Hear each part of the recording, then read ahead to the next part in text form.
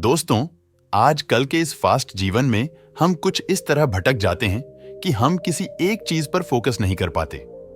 Social media notification से हम आसानी से भटक जाते हैं। हम किसी भी काम को बेढ़ी उत्साह के साथ शुरू तो कर देते हैं, लेकिन किसी नई और चमकदार चीज के आकर्षण में उस काम को तुरंत छोड़ देते।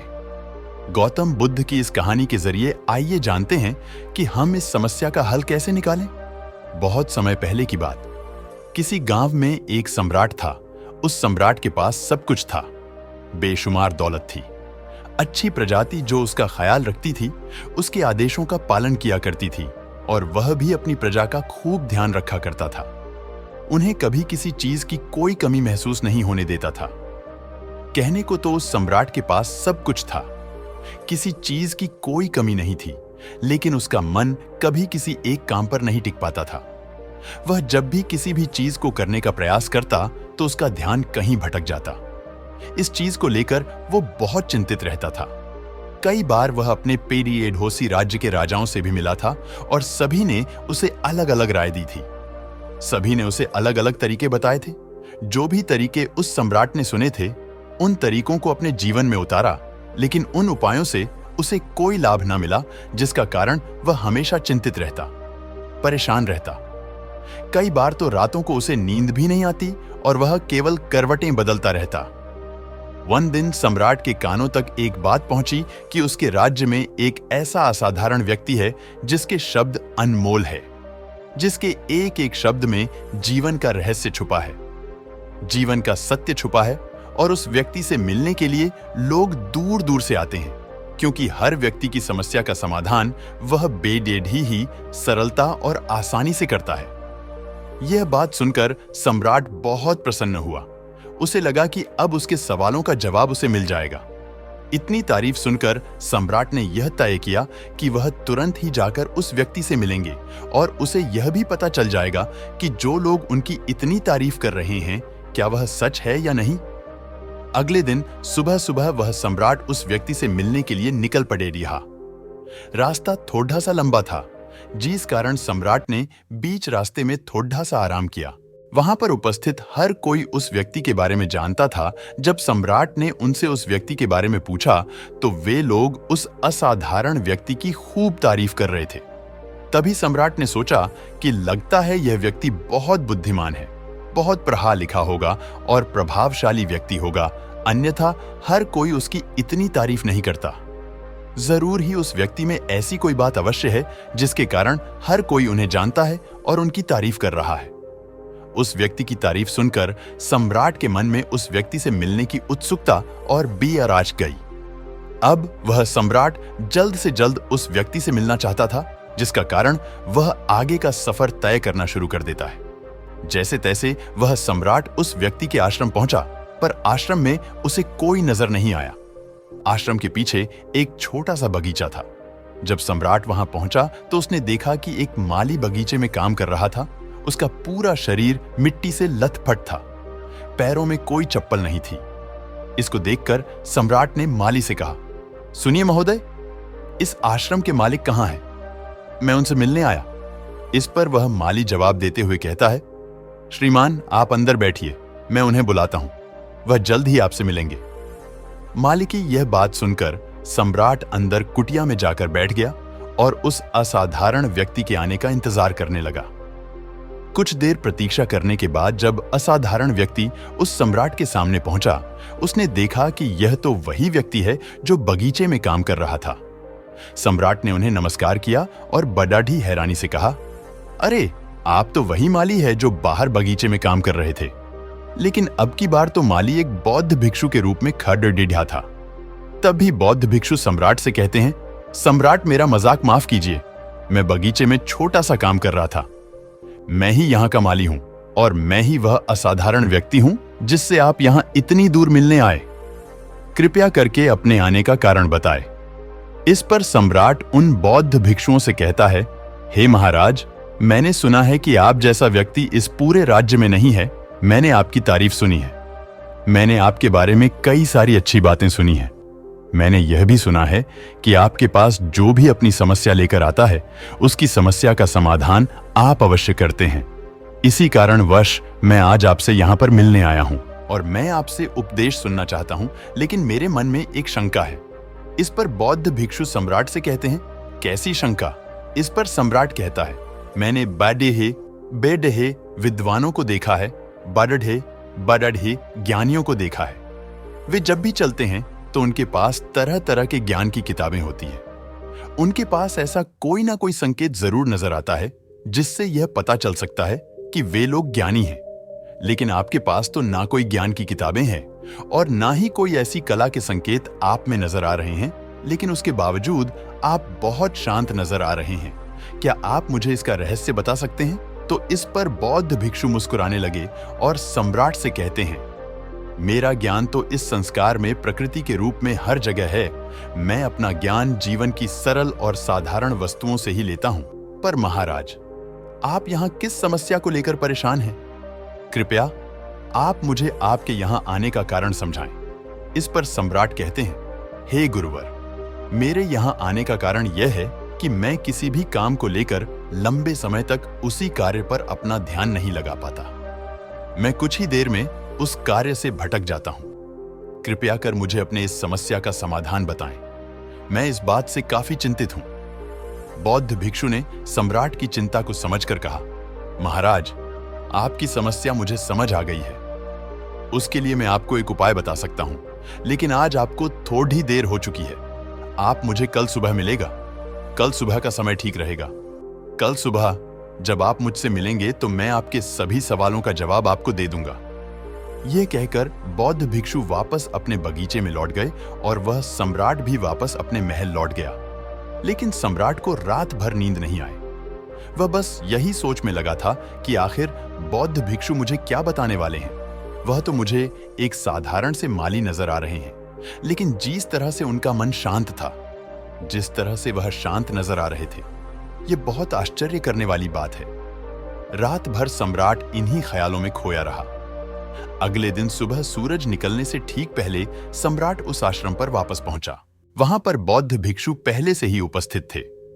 जैसे ही सम्राट वहां पहुंचा, उन बौद्ध भिक्षु ने एक पानी का छोटा सा जग उस सम्राट के हाथ में थमाते हुए कहते हैं, इसे लीजिए और पौधों पर धीरे धीरे पानी डालिए।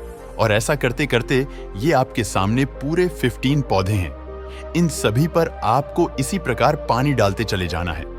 लेकिन जब आप इस क्रिया को कर रहे होंगे तो उस वक्त मेरी एक बात का अवश्य ध्यान रखिएगा कि आपको इस दौरान कुछ और नहीं करना है, ना कुछ सोचना है और ना ही कहीं आपका ध्यान भटकना चाहिए। आप जब इन पौधों को पानी दे रहे होंगे तो आपका पूरा ध्यान केवल इन पौधों पर ही होना चाहिए। यदि इस बीच आपके मन में कोई विचार आए तो वहीं पर रुक जाएगा और फिर दोबारा से पहले पौधे से पानी डालना शुरू कीजिएगा। और जब आप मेरी बात मानकर ठीक इसी प्रकार इन सभी 15 पौधों को पानी दे देंगे, तब आप मेरे पास आएगा और मैं आपके सभी सवालों का जवाब आपको दे दूंगा। उस सम्राट ने आज तक ऐसा कोई काम नहीं किया था और सम्राट को यह काम बहुत छोटा सा लग रहा था। सम्राट पहली बार ऐसा कोई काम करने जा रहा था। उस पानी के जग से पहले पौधे पर बीडढ़ी ध्यानपूर्वक पानी दिया और फिर दूसरे पौधे की ओर आगे बढ़ा। दूसरे पौधे पर भी उसने बड़े ध्यानपूर्वक पानी दिया। फिर उसने तीसरे पौधे पर पानी देना शुरू किया ही था कि उसके मन में तरह तरह के विचार उत्पन्न होने लगे। उसे अपने महल का बगीचा याद आने लगा, जहां पर तरह तरह के फूल थे, तरह तरह के पौधे लगे हुए थे। तभी अचानक उस सम्राट को उन बौद्ध भिक्षुओं की बात याद आ गई। यदि मन में कोई भी विचार उत्पन्न हो तो उसे फिर से पहले पौधे से पानी देना शुरू करना होगा। तुरंत ही पहले पौधे के पास वापस पहुंचा और उसने फिर से पहले पौधे को पानी दिया। दूसरे पौधे को उसने फिर से ध्यानपूर्वक पानी दिया। जैसे ही वह तीसरे पौधे पर पहुंचा, उसके मन में फिर से कई तरह के विचार उत्पन्न होने अब की बार ये सोच रहा था, पता नहीं मेरे बिना मेरे साम्राज्य में क्या हो रहा होगा। और अब की बार सम्राट को बहुत क्रोध आने लगा। उसने सोचा कि आखिर में ये छोटा सा कार्य क्यों नहीं कर पा रहा हूं। वह तुरंत ही फिर से पहले पौधे के पास पहुंचा। उसने अब की बार बड़े ही ध्यानपूर्वक पहले पौधे को पानी दिया। दूसरे पौधे को भी बड़े ही ध्यानपूर्वक पानी दिया।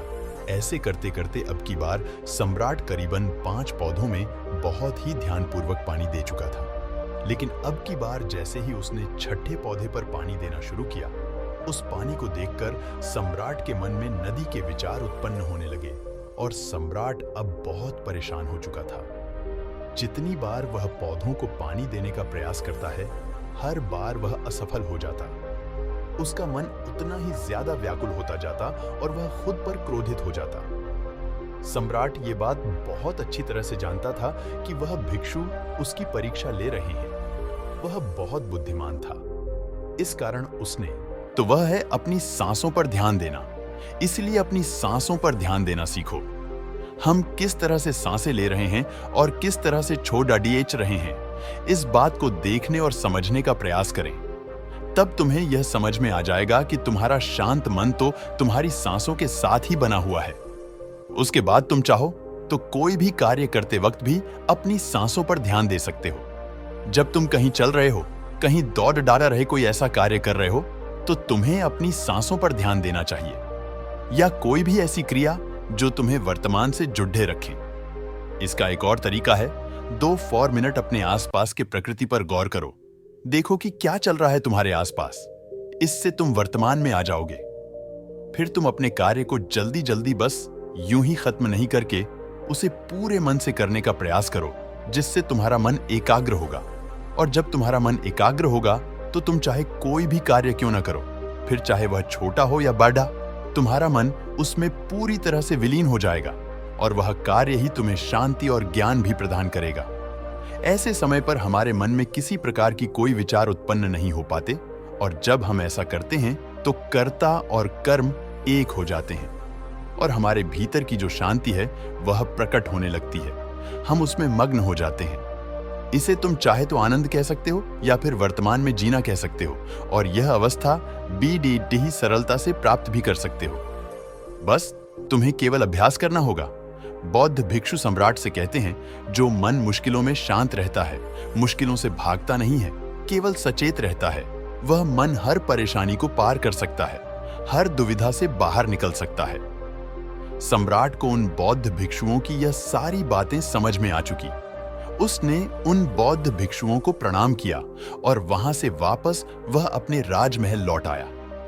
उसने अपनी सांसों पर ध्यान देना शुरू किया और धीरे धीरे इस निरंतर अभ्यास के कारण वह अपने हर कार्य को ध्यान और मन लगाकर किया करता था, जिससे उसे असीम शांति मिलती थी और वह छोटे छोटे कार्यों से भी बढ़ा से बढ़ा ज्ञान प्राप्त कर लेता था।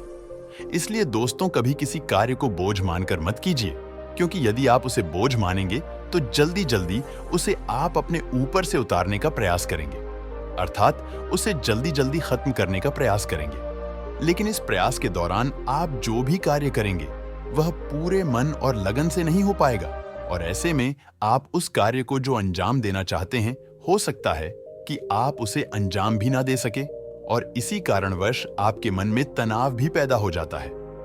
हम चिंतित रहने लगते हैं, परेशान रहने लगते हैं, क्योंकि जो अंजाम हम उस कार्य को देना चाहते थे, अंजाम हम उस कार्य को ना दे सके। और हम में से अधिकांश लोग यही गलतियां करते हैं। जब उन्हें कोई कार्य सौंपा जाता है तो वह उस कार्य को करने का प्रयास तो करते हैं, लेकिन वह चाहते हैं कि वह कार्य कितनी जल्दी खत्म हो जाए और वह उस कार्य को करते वक्त अपने आप को वहां नहीं रख पाते, बल्कि उनका मन तो कहीं और ही भटकता रहता है, जिससे हमारा मन हम पर हावी होने लगता है, हमें तरह तरह के विचार दिखाता है और हम उन विचारों में डूबते चले जाते हैं। हम उन विचारों में फंसते चले जाते हैं और फिर वहां से हमें निकलने का कोई रास्ता नजर नहीं आता, जिससे हमारे मन में तनाव पैदा होने लगता है। हम बहुत परेशान रहने लगते हैं। हम चाहकर भी किसी कार्य को नहीं कर पाते और जो कार्य हमें वर्तमान की ओर ले जा सकता था, उस दरवाजे को हम खुद ही बंद कर देते हैं, क्योंकि वह कार्य हमें बोझ लगने लगता है। इसलिए जब भी आप कोई कार्य शुरू करना चाहते हैं तो उससे पहले अपना पूरा ध्यान अपनी सांसों पर केंद्रित करें और फिर आप चाहें तो अपने काम के दौरान भी अपनी सांसों पर अपना ध्यान लगाएं रख सकते हैं और यही सांस का जो ध्यान है यह आपके काम के ध्यान में परिवर्तित हो जाएगा और इस कार्य में जो भी कठिनाइयां उत्पन्न हो रही है उसे आप पल भर में सुलझा देंगे। फिर चाहे कैसी भी विपरीत परिस्थितियां आपके सामने क्यों ना आ जाए, आप उस कार्य को पूरे मन और लगन के साथ पूरा करके ही रहे। दोस्तों, उम्मीद है कि आपने आज के इस वीडियो से जरूर कुछ ना कुछ सीखा होगा, तो इस वीडियो को अपने दोस्तों के साथ शेयर करना ना भूलें। ये तो चलिए मिलते ऐसे और वीडियो में, तब तक के लिए अपना ख्याल रखें। धन्यवाद।